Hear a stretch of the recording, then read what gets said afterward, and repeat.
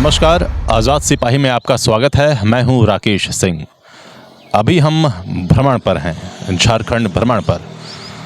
हम गोला की ओर निकल रहे थे, तो जैसे ही हम बरियातू पहुँचे तो हमने पाया कि यहाँ एक प्रतिमा है और ये प्रतिमा है, ये आईपीएल जो गोली कांड हुआ था उसमें ये शहीद हुए थे।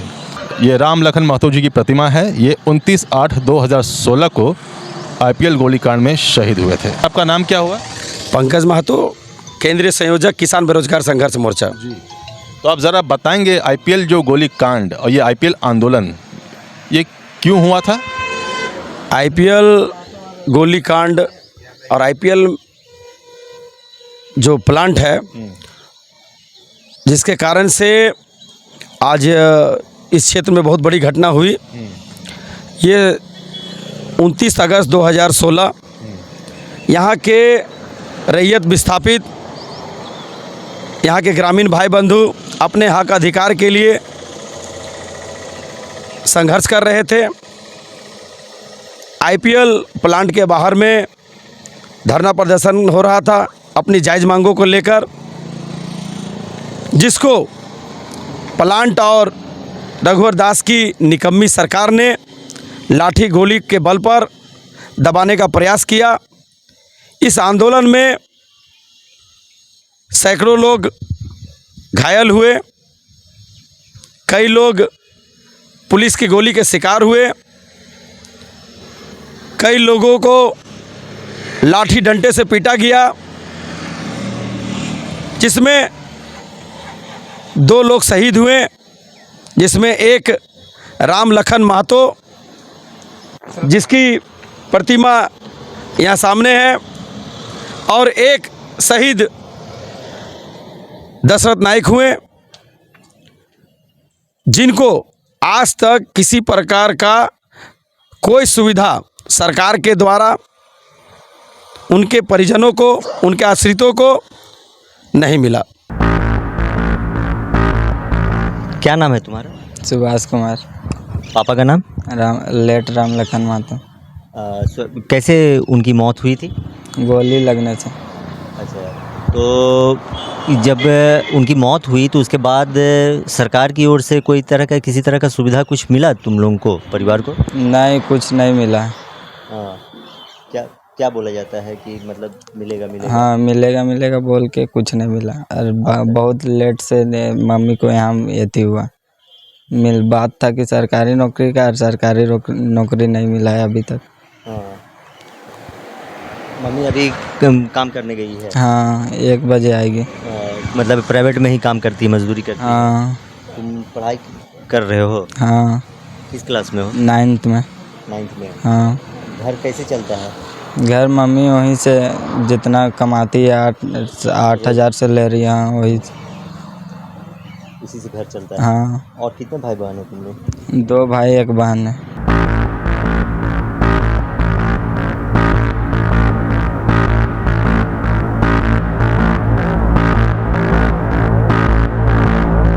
क्या नाम हुआ आपका? मेरा नाम गोपी सोनी है। गोपी सोनी जी। जी। क्या मुद्दा है यहाँ? आईपीएल में जो गोली कांड हुआ था वो यहाँ पर झूठा मूठा और राजू जायसवाल और ममता देवी माहौल बना के और कंपनी में जाके इन लोग लेन देन का कुछ प्रस्ताव रखा था। सर सुनिए ना, गलत बोल रहा है। हाँ, इसका मत लीजिए। तो जो हाँ, नहीं ठीक है, जी स्थापित का था तो बोले नहीं था वो, इन्हीं का गवाह देके गड़बड़ा दिया ना। क्या? हाँ, बताइए। और इस हेर फेर में उन लोगों ने झूठा माहौल बना के और यहाँ का जनता को बरगलाने का काम किया, जबकि वार्ता के लिए नोटिस कंपनी दिया, तमाम अधिकारी लोग आए, मगर इन लोग वार्ता में जाने से इनकार किया। उसका नोटिस भी मेरे पास है। रोड का बात हो रहा था, उल्टा पुल्टा बकते हैं। ये पूछते हैं गोली सुनिए, आईपीएल गोलीकांड में शहीद हुए लोग और रोड इतना खराब है, ये बात करना चाहिए। आप कंपनी की तरफ से बात करते हैं? जी नहीं, कंपनी की तरफ से मैं नहीं काम करता हूँ। ये कंपनी तरफ है ना, बरियातों का रुपया में 12 आना है कंपनी की तरफ से। हम लोग रोकते हैं तो तुरंत कंपनी वाला आ जाता है, पुलिस पकड़ के ले जाता है दलाल लोग। नहीं तो पुलिस से बने तो हाँ अच्छा सुनिए, ये चलो हम लोग यहाँ खाता है 35 आदमी, हम लोग रोजी रोटी हम लोग यहाँ चलता है। यहाँ पर देखो, ये अचरा कचरा होना चाहिए, ऐसा ही होना चाहिए। ये पब्लिक, ये कंपनी का रोड नहीं है, ये हम जनता के लिए हम लोग रोड छोड़ दिए हैं। अब साला इसी में पुलिस आके धक्का मुक्का कर करके बड़ा बड़ा गाड़ी करके पास करवा देता है इसी में। ये सब बढ़िया तो कामता चामता सब खाली खेल खिलवा कर लग लेता है, तो मजा ले कंपनी वाला ले जाएगा बेटा एकता रहने से। एकता सबसे बड़ी बात है। हाँ, लेकिन यह है ना, हमता चामता सब बरियातुक है, सब इसी में घुस करके अपना जी रहा है। साला कोनो गोली मारो, कोनो मरो, जियो, कुछ नहीं सोचता है। मेरा होटल है, अभी 40 आदमी हम लोग यहाँ जीते हैं इसी में, लेकिन अचरा कचरा देखता है, कोई देखने वाले करने वाला कोई नहीं है। बोलेंगे सामने, अभी 3-4 को लाश चला गया, कोई नहीं देखने वाला नहीं है। खाली छूटे यहाँ खाली है ना, अभी हम रुकेंगे ना तुरंत फोन कर देगा कंपनी पुलिस को, अबे बांधो चलो। बॉडीगार्ड देखता है, चमचा करता है, कोई देखभाल करने वाला कोई नहीं है।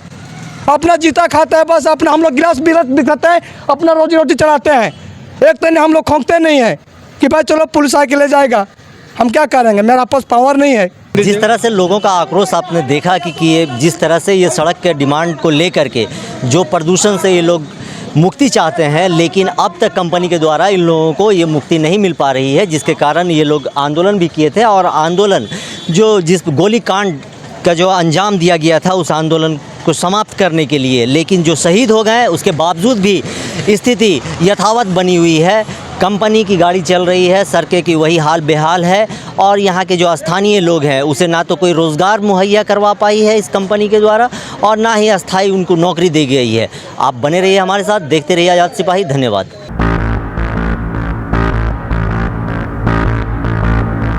आइए आइए अंजनी जी। नमस्ते भैया, नमस्ते नमस्ते नमस्ते नमस्ते। तो ये हैं अंजनी कुमार जी, ये गोला से आज़ाद सिपाही संवाददाता हैं, और हम इनसे बात करेंगे गोला के बारे में। तो अंजनी जी, कहीं बैठा जाए जी, कहीं बैठ जाया जाए, आइए ना, आइए यहीं बैठते हैं, बैठिए। आपको पता ही होगा कि हम लोग भ्रमण पर हैं जी। भ्रमण आज़ाद सिपाही का एक नया शो है। तो भ्रमण के दौरान हम लोग ना जनता की जो रोज़मर्रा की समस्या है, क्षेत्र की जो ज़मीनी समस्या है, उस बारे में हम अपने दर्शकों को अवगत करा रहे हैं। तो अभी हम गोला में हैं, तो सबसे पहले हम जानेंगे कि गोला की खासियत क्या है। गोला की सबसे पहले तो आपको, आपके टीम को, आज़ाद सिपाही की और पूरे गोला वासियों की ओर से आपका जितना भी सब्सक्राइबर हैं सभी को धन्यवाद कि आपने भ्रमण कार्यक्रम को शुरू किया है। गोला का खासियत है कि हमारा यहाँ जो गोला है कृषि प्रधान क्षेत्र है, और यहाँ का जो सब्जी है ये पूरे झारखंड ही नहीं पूरे देश में प्रसिद्ध है। यहाँ के हरी सब्जियाँ, यहाँ के हरी सब्जियाँ बांग्लादेश हो गया, दिल्ली हो गया, कलकत्ता हो गया, यहाँ के हरी सब्जियाँ जाती है और काफ़ी प्रसिद्ध है यहाँ का डेली मार्केट। और इसके अलावा भी यहाँ इसके सटा हुआ माँ छिन्नमस्तिका मंदिर है जो काफ़ी प्रसिद्ध है। यहाँ पर पूरे देश के अलावा अन्य ये जगहों से भी यहाँ पे लोग आते हैं, माथा टेकते हैं और माँ का आशीर्वाद लेते हैं। तो इस ऐतिहासिक है हमारा गोला, और ये गोला झारखंड का एक राजनीतिक केंद्र बिंदु भी रहा है। यहाँ के जो पूर्व सीएम हैं हेमंत सोरेन, इनका गिरी क्षेत्र भी यहाँ है, और हमारे शिबू सोरेन भी यहाँ गिर क्षेत्र यही गोला प्रखंड ही है। इसके कारण से गोला का जो राजनीतिक केंद्र रहा है झारखंड में, ये ऐतिहासिक रूप में रहा है। और यहाँ का जो मिट्टी है कई ऐसे ऐतिहासिक योद्धा को पैदा किया है, जिसके कारण से यहाँ भी काफ़ी प्रसिद्ध माना जाता है गोला को। अच्छा, तो ये तो रही गोला की खासियत। अब आते हैं असली मुद्दे पर। गोला की जो बेसिक समस्या है वो क्या है? गोला का बेसिक समस्या देखा जाए तो अभी हमारे यहाँ सबसे ज़्यादा जो समस्या है वो है क्या बोलते हैं जाम का। जाम डीवीसी चौक में हर रोज़ 3 से 4 घंटा जाम लगता है, जिसके कारण से राहगीरों को, खासकर जो स्कूली बच्चे हैं, उनको काफ़ी ज़्यादा समस्या का गुजरना पड़ता है। अभी हर दिन अब जब आए होंगे वहाँ से तो देखे होंगे कि डीवीसी चौक पे जाम का नज़ारा देखे होंगे, जिसके कारण से हमेशा यात्रियों को काफ़ी परेशानी का सामना करना पड़ता है। दूसरा है कि यहाँ पे आज़ादी के इतना वर्ष बीत गया, उसके बावजूद भी यहाँ पे डिग्री कॉलेज नहीं बना है, जिसके कारण से लोग हजारीबाग, रांची जैसे अन्य जगहों में जाकर के पढ़ना पड़ता है। उसके कारण से क्या होता है कि जो गरीब वंचित उस टाइप के जो फैमिली से बिलोंग करते हैं वो उच्च शिक्षा नहीं ग्रहण कर पाते हैं। और तीसरा जो सबसे बड़ा समस्या है यहाँ पे गोला का, वो है कि एक्सप्रेस ट्रेन की ठहराव। एक्सप्रेस ट्रेन की ठहराव यहाँ गोला में, गोला रोड रेलवे स्टेशन है। गोला रोड रेलवे स्टेशन में दशकों पूर्व मांग है कि गोला में एक्सप्रेस ट्रेन की ठहराव किया जाए। इसको लेकर के बहुत राजनीति भी हुआ, आंदोलन भी हुआ, और आज़ाद सिपाही अखबार कंटिन्यू इस मामले पे एपिसोड चलाया ताकि यहाँ पे गोला जो छिन्नमस्तिके मंदिर सटा हुआ है, इसमें यहाँ जो यात्री का यदि ट्रेन का ठहराव होगा, एक्सप्रेस ट्रेन का ठहराव होगा, तो यहाँ टूरिज़्म बढ़ेगा। इसके अलावा देश का दूसरा महिला इंजीनियरिंग कॉलेज यहाँ पे गोला में बन के तैयार है, अभी पढ़ाई भी शुरू नहीं हुआ है।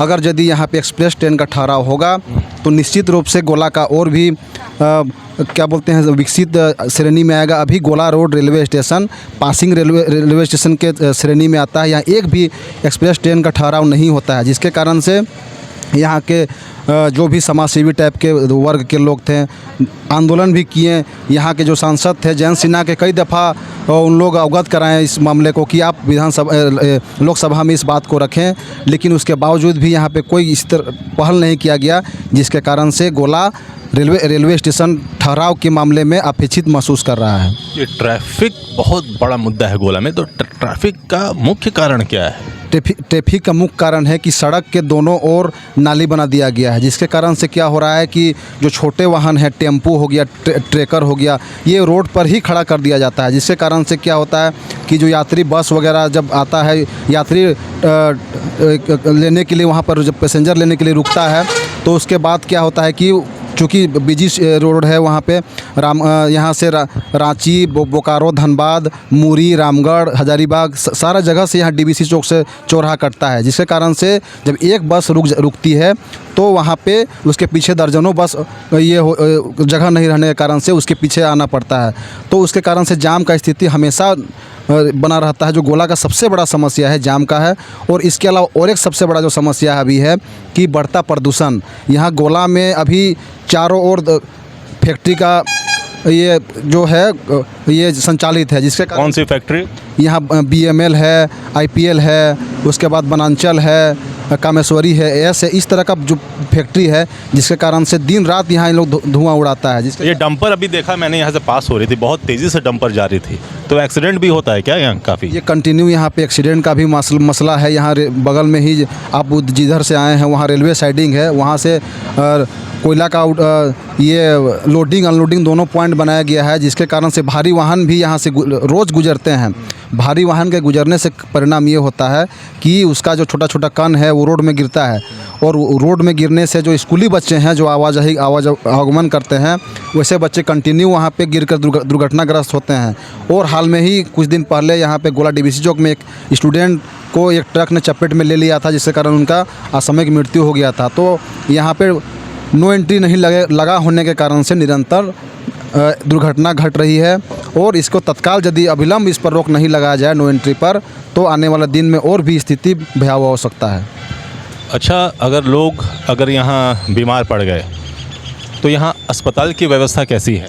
यहाँ पे गोला में एक ही अस्पताल है जो सबसे बड़ा अस्पताल है, सामुदायिक स्वास्थ्य केंद्र गोला, जो अब यहाँ हम लोग जहाँ पे खड़ा हैं उसके 10 कदम पे आगे है। लेकिन ये सामुदायिक स्वास्थ्य केंद्र अव्यवस्था का आलम है। यहाँ पे मरीजों को जब वहाँ पे जाते हैं, एक्सीडेंट या फिर अन्य किसी तरह का मरीज जाते हैं, तो उनको यहाँ से प्राथमिक उपचार के बाद तुरंत इनको रेफ़र कर दिया जाता है। रेफ़र यहाँ पे किसी तरह का कोई भी उचित इलाज का व्यवस्था नहीं है, जिसके कारण से ये सामुदायिक स्वास्थ्य केंद्र में लोग धीरे धीरे अपना भरोसा जो है से यहाँ पे नहीं रख कर पाते हैं। अभी भी लोग रांची की ओर रुख करते हैं। हाँ, यहाँ प्राथमिक इलाज के बाद यहाँ से सीधे रिम्स है या फिर बड़े बड़े अस्पताल रांची में है, वहीं रुख करते हैं। ये अस्पताल में देखा जाए तो ज़्यादातर यहाँ पे प्रसव का ये होता है, जो होता है। उसके बाद यहाँ दुर्घटना से जो है छोटा दुर्घटना को भी रेफ़र कर दिया जाता है। तो ये अस्पताल को ऐसा उचित ये व्यवस्था करना चाहिए ताकि मरीजों को सही समय पे इलाज हो जाए, उनको रेफ़र नहीं किया जाए, ताकि हम उनको ज़िंदगी को बचा सकते हैं। आपने इंजीनियरिंग कॉलेज की बात की, अभी महिला इंजीनियरिंग कॉलेज की ना, कहाँ पे है और वो किस स्थिति में है अभी फ़िलहाल? महिला इंजीनियरिंग कॉलेज रघुवर माननीय जो तत्कालीन मुख्यमंत्री थे वो रघुवर दास, उनके कार्यकाल में यहाँ पे देश का दूसरा महिला इंजीनियरिंग कॉलेज बन करके तैयार है। लेकिन अभी उनके जाने के बाद यहाँ पढ़ाई बिल्डिंग तो बन करके तैयार है, लाख करोड़ों का बिल्डिंग बन कर तैयार है, लेकिन यहाँ पे पढ़ाई अभी शुरू नहीं हो पाया है। क्यों? इसका क्या कारण है? इसका कारण यही है कि उनको जहाँ से इनका टेक्निकली मान्यता मिलता है वो मान्यता नहीं मिल पाया है। बीच में जो हमारे यहाँ हेमंत सोरेन की सरकार थी, उन्होंने एक इस पर ठोस कदम उठाया था कि यहाँ पर इस जो महिला इंजीनियरिंग कॉलेज है उसको डिग्री कॉलेज में तब्दील करके इसको डिग्री कॉलेज बनाया जाए। लेकिन यहाँ पे काफ़ी इस पर राजनीति हुआ, लोगों ने आंदोलन किया कि इस महिला इंजीनियरिंग कॉलेज को डिग्री कॉलेज नहीं बनने दिया जाएगा, महिला कॉलेज ही रहने दिया जाएगा। तो वर्तमान स्थिति में ये राजनीति का भेंट चढ़ गया है, जिसके कारण से यहाँ पे अभी पढ़ाई नहीं हो रहा है, शुरू भी नहीं हो पाया है। तो ये अंजनी जी ने हमें गोला के बारे में बेसिक जानकारियाँ दी जो रोज़मर्रा की ज़िंदगी में आम जनता फेस कर रही है। हमारे साथ कुछ और लोग भी जुड़े हैं, तो चलिए उनसे भी हम बात करते हैं और गोला की समस्याओं से अवगत होते हैं। अभी हमारे साथ गोला के कुछ स्थानीय निवासी बैठे हैं और हम इन्हीं से जानेंगे कि गोला की प्रमुख समस्याएं क्या क्या हैं। तो सबसे पहले तो अपना नाम बताइए। मेरा नाम मनोज कुमार मिश्रा हुआ। आप कब से हैं गोला में?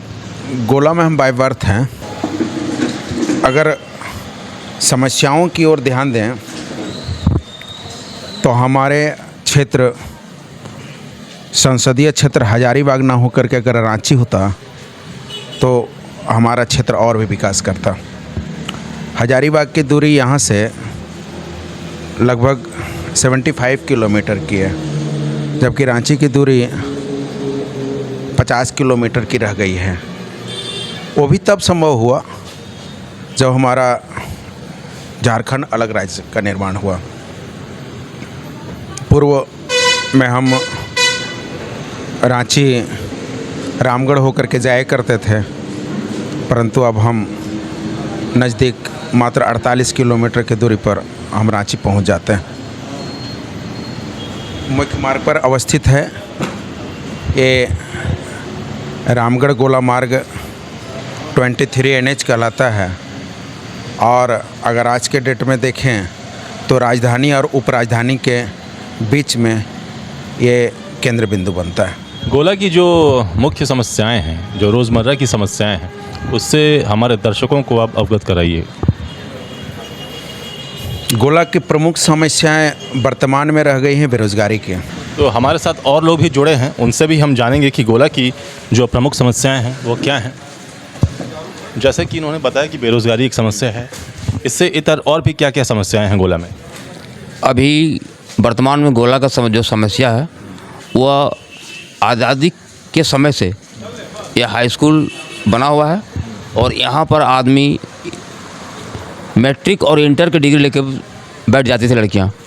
अभी आज़ादी के 75 वर्ष के बाद गोला का मुख्य समस्या था वो जो था डिग्री कॉलेज, और उसके बाद यहाँ पर ये जो माँ छिन्नमस्ता मंदिर है, क्योंकि तीर्थ प्लेस है और ख़ास करके आधा गोला है आधा रामगढ़ में है, तो एक रोज़गार का साधन है। अगर यदि यहाँ पर बाहर से एक्सप्रेस, जो इतना पुराना गोला स्टेशन है, वहाँ पर अगर एक्सप्रेस गाड़ी का रुकावट हो जाती तो बहुत सा तीर्थयात्री यहाँ पर आते जाते, उससे यहाँ पर एक रोज़गार का साधन भी माँ छिन्नमस्ता मंदिर में बहुत सारे लोग, हज़ार लोगों का मिलता। चूँकि एग्रीकल्चर बेल्ट है गोला, यहाँ पर इंडस्ट्रीज नाम का कोई चीज़ नहीं है। यहाँ पर 99% आदमी एग्रीकल्चर से महत्व रखता है।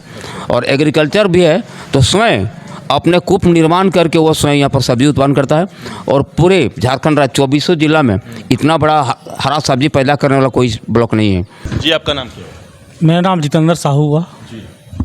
अभी तो जैसे लोगों ने बताया कि बेरोज़गारी यहाँ समस्या है, पोल्यूशन समस्या है, स्वास्थ्य भी समस्या है। आपकी नज़र में रोज़मर्रा की ज़िंदगी में गोला के लोग और किन किन समस्याओं का सामना कर रहे हैं?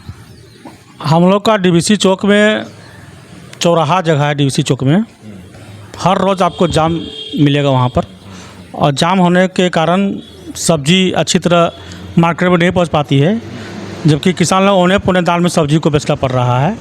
और जाम समस्या को लेकर हमने गोला के अंदर हम लोग सांसद जी को पहल किए थे, NHAI को चिट्ठी भी लिखे हैं, लेकिन अभी तक वो काम चालू नहीं हो पाया है। NHAI का रोड है, दुकान है बगल में, अतिक्रमण बार होता है पर पुनः फिर दुकान वहाँ पर लगाया जाता है। अभी हम हैं गोला के प्रसिद्ध डेली मार्केट में। यह मार्केट सब्जियों के लिए फेमस है। यहाँ से सब्जियाँ बिहार, उत्तर प्रदेश, यहाँ तक कि बांग्लादेश तक जाती है। अभी हमारे सामने मिर्च की बंडलें हैं और आप देख सकते हैं सब। मिर्च कहाँ भेजिएगा? कहाँ भेजिएगा मिर्च? आइए सामने आइए ना, सामने आइए, भरते रहिएगा, बाद में भरिएगा। ये पहले बताइए कहाँ से आता है सब? कहाँ से आता है मिर्च सब? यही डेली मार्केट से। तो कहाँ भेजिएगा इसको? बिहार जाएगा। बिहार जाएगा और भी जाता है बाहर? हाँ, बाहर और भी जाता है, कलकत्ता ये सब में जाता है। ये जो है जी, आइए। दुबई तक गया है वो मिर्च नहीं, बीन्स यहाँ से दुबई तक जाता है। आपका नाम क्या हुआ? फनिंदर महतो जी। क्या करते हैं? हम टैक्सी मैक्सीमेंस यूनियन का अध्यक्ष हैं। अच्छा, ठीक है। ज़रा बताइए इस बाज़ार के बारे में, गोला की जो डेली मार्केट उसके बारे में बताइए। यहाँ लगभग पर डे 50 लाख से ऊपर का कारोबार हो रहा है। और यहाँ का सब्जी यहाँ पूरे झारखंड में तो सप्लाई होता ही है। झारखंड के अलावा बिहार, बंगाल, उड़ीसा और बीन्स का डिमांड दुबई तक से होता है यहाँ पे। अभी हम गोला के सब्ज़ी मंडी में हैं और यहाँ एक शेड दिखाई दे रहा है। अब मुझे लगता है ये शेड से किसानों को कुछ राहत मिलेगा। ये शेड का निर्माण 5 वर्षों से लगातार चलते आ रहा है, लेकिन अभी तक अधूरा ही पड़ा हुआ है। इस पे 5 करोड़ कितने का है ये? 5 करोड़ का लागत से टेंडर हुआ इसका, और अभी तक ये बिना काम का पड़ा हुआ है। तो सरकार से अनुरोध है कि इसका जो भी काम है पूरा करके किसान और व्यापारी लोगों को इससे सुविधा मिले। शेड के बारे में बताइए कुछ। देखिए, शेड का काम आपका 2018 से चल रहा है। 5 करोड़ का टेंडर हुआ था, लेकिन अभी तक तो आप देख ही रहे कि क्या काम हुआ है, नहीं हुआ है, आधा अधूरा काम हुआ है। और इसके लिए न्यू किसान यूनियन का जो कमेटी है वो है सो सरकार को बार है सो इसके बारे में बताते भी आ रहे हैं कि भाई हम लोग का इस तरह से किसान का जो दिक्कत है उसको सॉल्व किया जाए। लेकिन टेंडर का काम कभी पूरा हुआ, और हम लोग का जो स्थिति देख रहे हैं मार्केट के अंदर जो बदहाली है उसको तो आप देख ही रहे हैं, वो आपकी नज़र के सामने है। किसी तरह का कोई सुविधा हम लोग को नहीं मिल रहा है। किसान है सो सब्जी लाता है, बरसात के सीज़न में खुले आसमान के तले है सो उसको बेचने के लिए मजबूर होना पड़ता है, चाहे गर्मी हो, चाहे बरसात हो, चाहे ठंडा हो, खुला में ही हम लोग किसान को बेचना पड़ता है। और गर्मी के मौसम में आप देख ही रहे हैं कि कितना दिक्कत होता है। 10 बजे बाद पूरा धूप आने लगता है, और धूप में किसान सो जल्दीबाजी में औने पौने दाम पर सब्जी को बेच के सो घर चल जाता है। अगर ये शेड बन जाएगा तो किस तरीके से राहत मिलेगा आप लोगों को? शेड से आपका व्यापारी लोग को यहाँ राहत मिलेगा।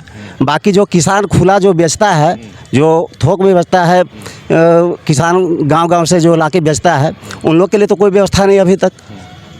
पहले हम लोग का शेड था तो कि किसान शेड के बगल में अपना सब्जी बेचता था और शेड के अंदर है सो व्यापारी माल रखता था, लेकिन सब तो टूट फूट के ख़त्म हो गया। उसके बाद नया निर्माण का कार्य हुआ, लेकिन अब देख ही रहे क्या है सो इससे फ़ायदा है सो अभी इतना ऊंचा बन गया शेड कि पानी भी आता है तो समझिए पानी अंदर तक चला जाता है, कोई फ़ायदा ही नहीं है इससे। हमारे साथ हैं किसान यूनियन के अध्यक्ष। सर, आपका नाम क्या हुआ? मेरा नाम भूतपूर्व सैनिक चतुर्भुज कश्यप है। तो गोला में आपको पता है कि यहाँ से जो सब्जियाँ हैं देश विदेश जाती हैं, बिहार, उत्तर प्रदेश और बांग्लादेश तक जाती हैं। तो लेकिन जो किसान हैं उन्हें सब्ज़ी उगाने के लिए किन किन परेशानियों से गुज़रना पड़ रहा है और सब्ज़ी बेचने के लिए उन्हें किन किन परेशानियों से गुज़रना पड़ रहा है, उसके बारे में आप बताएं हमें। सर, आपका चैनल का किसानों की तरफ से हार्दिक स्वागत है। और आज हम लोग गोला डेली मार्केट के प्रांगण में खड़े हैं और हमारे साथ किसान मौजूद हैं। हम लोग को मुख्य रूप से समस्या है कि किसानों को और जो सब्ज़ी खरीद के ले जाते हैं वो व्यापारी लोग को यहाँ पर जितनी उचित जगह चाहिए वो उचित जगह नहीं है। आज आपके सामने देख रहे हैं कि यहाँ पर हम लोग कीचड़ों में किसान को सब्ज़ी बेचने में मजबूर हैं। हम लोग ने यहाँ मांग भी किया था सरकार के तरफ से, 2018 से यहाँ मार्केट बनने का प्रक्रिया भी शुरू हुआ, लेकिन न जाने कि राजनीतिक षड्यंत्र है क्या है, यहाँ पर आज किसानों को सफिशिएंट जगह नहीं मिला है और वो काम भी पूरी नहीं हो पाया है। यहाँ 5 करोड़ का टेंडर भी हुआ है, लेकिन आज तक काम होने से उसको पूर्ण नहीं किया गया है। और सफिशिएंट जगह नहीं मिल पाने के कारण किसानों को किन दिक्कतों का सामना करना पड़ रहा है? किसान को समस्या होता है कि अपना जो सब्ज़ी टोकरी और टेम्पू में लेकर आते हैं उसको जगह रखने का नहीं मिलता है, और किसान जो व्यापारी हैं, आढ़त है, उनको जगह नहीं मिलने के कारण वो सब्ज़ी मनपसंद जगह नहीं मिलने के कारण पैकिंग का उन लोगों को सुविधा नहीं मिलता है, जिसके कारण गोला में आना पसंद नहीं कर रहे हैं। अभी धीरे धीरे व्यापारी की संख्या कम हो रही है, जिससे हम लोगों को गोला के किसान को सब्ज़ी ऐसे सस्ते दामों पर बेचना में मजबूर होना पड़ता है। और यहाँ बरसात में भी रख रखाव का उचित जगह किसान को नहीं मिल रहा है। जो हम लोग का शेड पहले जो था वो तोड़ा भी गया, लेकिन अभी शेड जो किसान के बनना चाहिए, किसान और व्यापारी को हम लोग मांग किए थे कि अलग अलग तरीके से बनना चाहिए, वो अभी नहीं बन के पूरा हुआ है। कौन कौन सी सब्जियां गोला में उगाई जाती हैं? मुख्यतः यहाँ पर गोभी, हरा सब्जी में गोभी है, टमाटर है, मटर है, करेला है, खीरा है, लौकी है और गाजर है। और बरसात के सीज़न में एक बहुत विशेष रूप में यहाँ शकरकंद पैदा होता है, जो हम लोग के अनेक राज्यों में यहाँ से शकरकंद हम लोग भेजने का काम करते हैं। और आलू भी बहुत मात्रा में उपज होता है। यहाँ का लगभग 98% किसान जो है केवल किसान पर निर्भर है और खेती से सबका जीविका चल रहा है।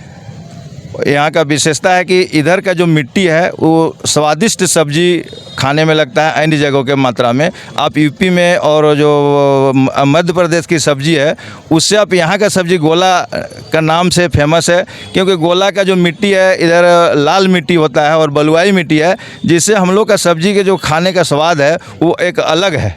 और गोला का पहचान है कि गोला का आलू आप खा के देखिए तो यहाँ का स्वाद जो है अलग जगह से यहाँ आपको स्वादिष्ट मिलेगा।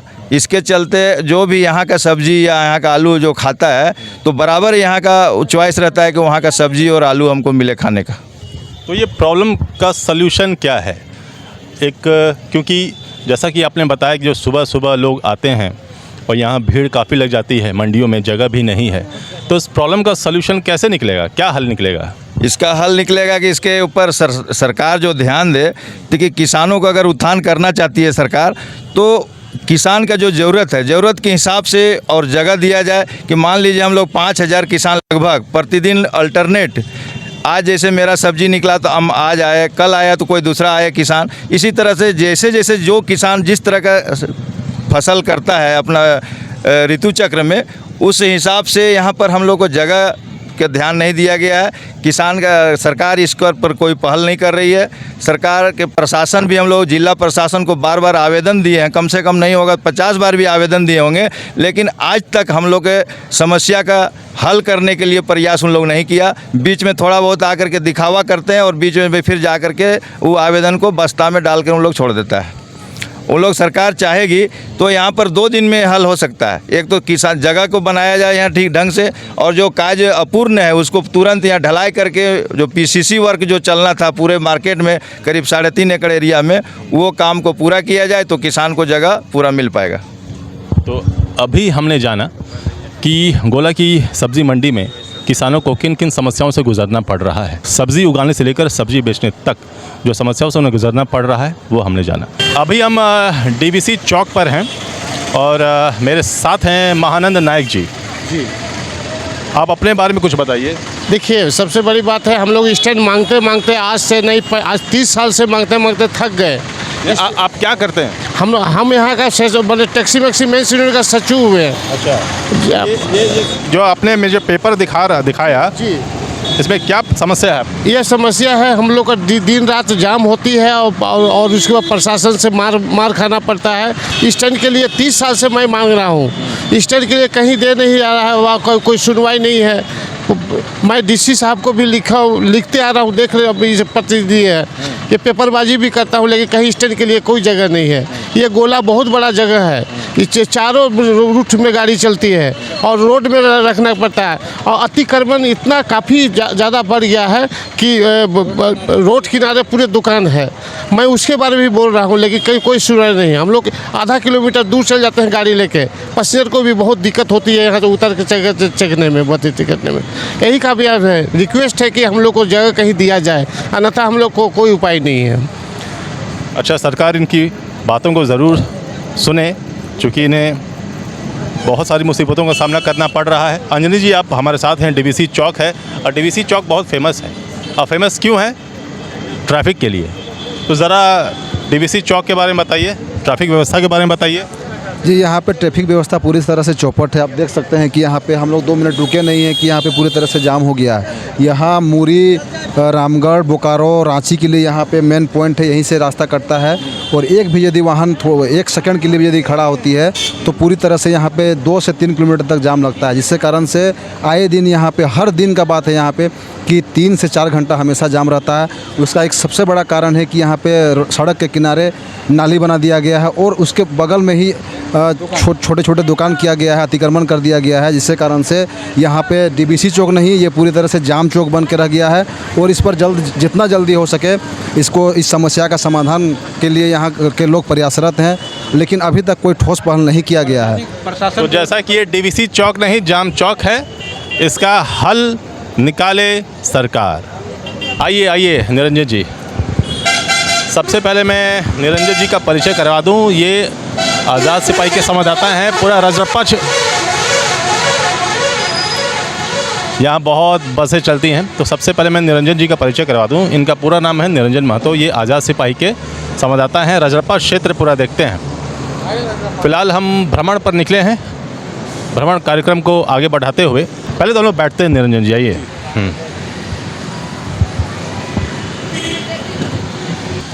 अभी हम छोटकी पोना चौक पर हैं।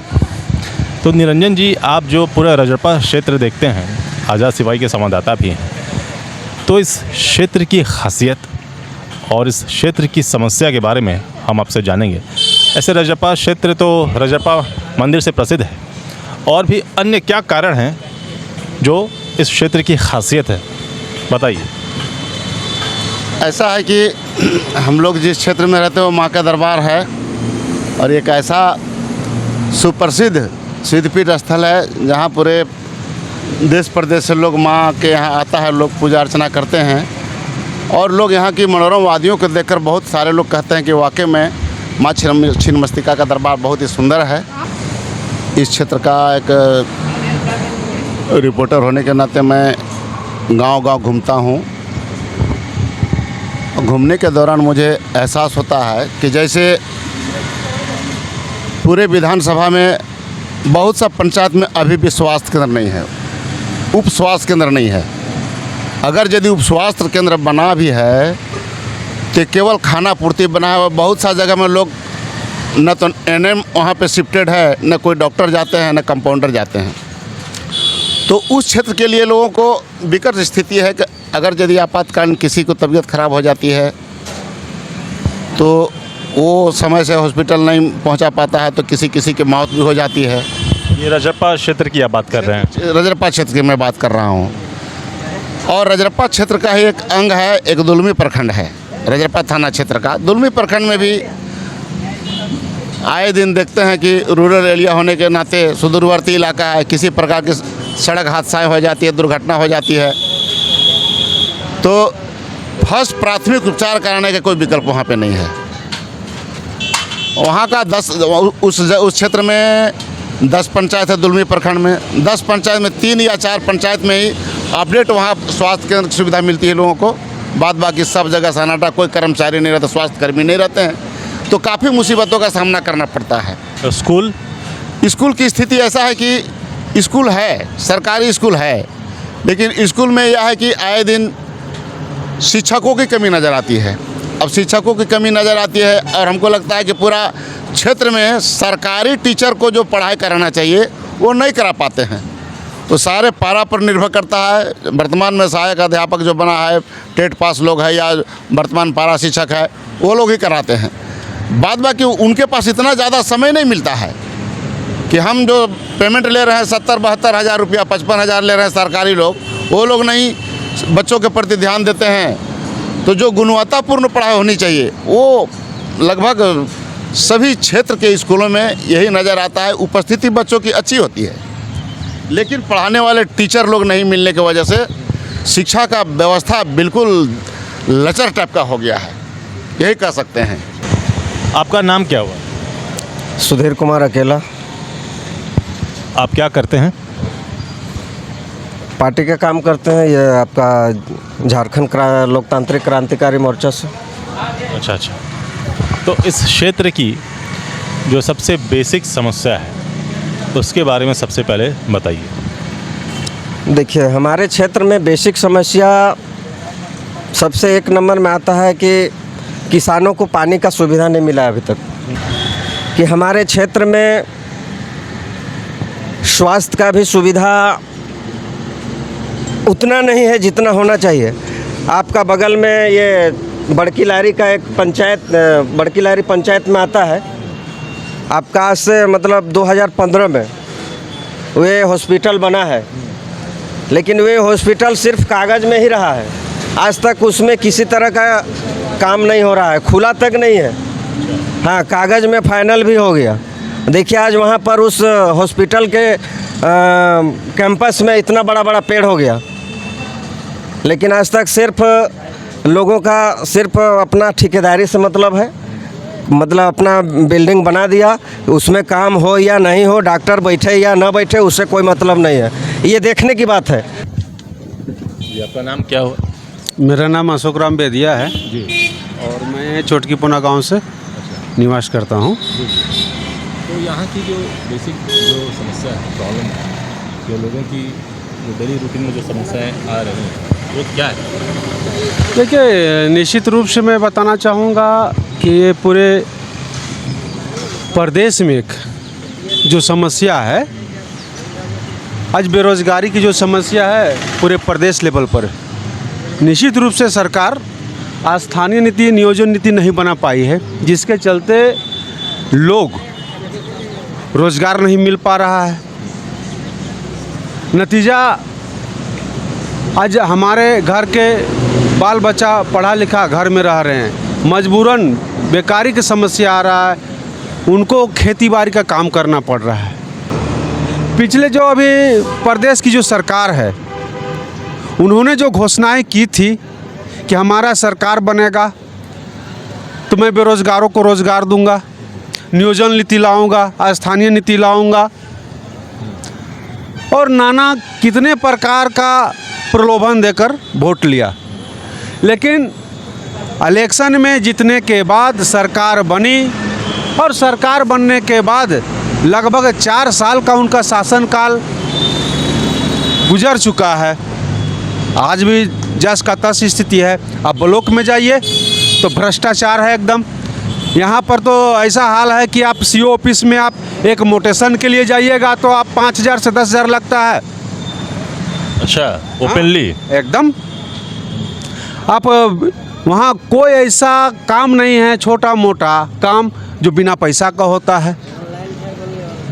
ऑनलाइन ज़मीन कराने का है, उसमें वही बात है। क्या नाम हो आपका? मेरा नाम प्रभु महतो। क्या करते हैं?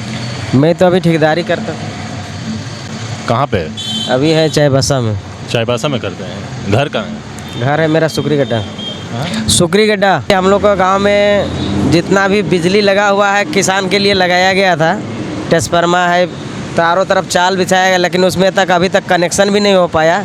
और जितना एंगल है सब चोरी करके कोई कोई ले जा रहा है, और ट्रांसफार्मर का बोर्ड गिरा हुआ है बहुत जगह में। गजब समस्या है। और दूसरी बात है कि जब अभी इंदिरा आवास मिला, पीएम आवास, उसमें भी हम लोग का कर्मचारी लोग है, मतलब कि जैसे पंचायत सेवक है, बीडीओ है, सीईओ है, उसके बाद मुखिया है, सबको पहले पैसे मांगता है, उसके बाद ही काम करता है। तो इस तरह से करप्शन अभी हम लोग के पास में है। और ब्लॉक में जाइएगा तो कोई भी चीज़ का ज़मीन का सबसे ज़्यादा विवाद है झारखंड में, सबसे ज़्यादा विवाद है तो झारखंड में ज़मीन का विवाद है, इसलिए कि अगर चला गया है तो उसको ऑनलाइन कराने के लिए, खाली ऑनलाइन में चढ़ाने के लिए, पेपर में चढ़ाने के लिए 5 से 6 हज़ार 7 हज़ार रुपया लेता है सीईओ सब वहाँ, और उसका दलाल लोग जो बैठा हुआ है, और एक मोटेशन के लिए मांगता है कम से कम 15 से 20 हज़ार रुपया। एक मोटेशन जो होता है, ज़मीन रजिस्ट्री करा लिया उसके बाद मोटेशन होता है, उसमें से 15 से 20 हज़ार रुपया मांगता है। जीएम लैंड को लोग बना बेच दे रहा है, जीएम लैंड को बेच दे रहा है लोग, दलाल लोग, अंचल को ध्यान नहीं हो सब। तो इस तरह से हम लोग को झारखंड का परिस्थिति है। हम लोग को जितना भी आदमी को करना चाहिए, जितना सरकार हम लोग को देता है काम करने का चीज़, लेकिन हम लोग को जो अफसर लोग रहता है वही सब पूरा डिवाइड में बांटा हुआ है।